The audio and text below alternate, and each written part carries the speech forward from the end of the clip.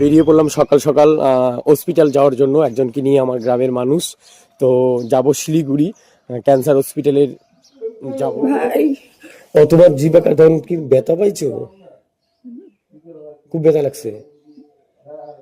আবার তোমার পরীক্ষা তো করবি। ভাই কাল তুমি মারাবেন সাথে সাথে। না না না না না না, মারা যাবে না, আছি তো আমরা, চিন্তা করবে না, আছি।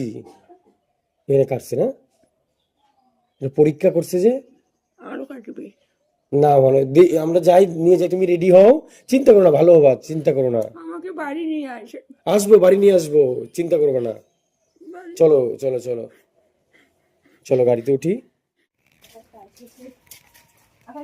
আগেই ভয় লাগে, ওই ক্যান্সারের কথা শুনলে আগেও ভয় লাগে, কারণ বহু মানুষকে আমি ওই হসপিটালে নিয়ে গেছি, কাউকে হারিয়েছি, কাউকে বাঁচিয়ে রেখেছে ভগবান ক্যান্সারের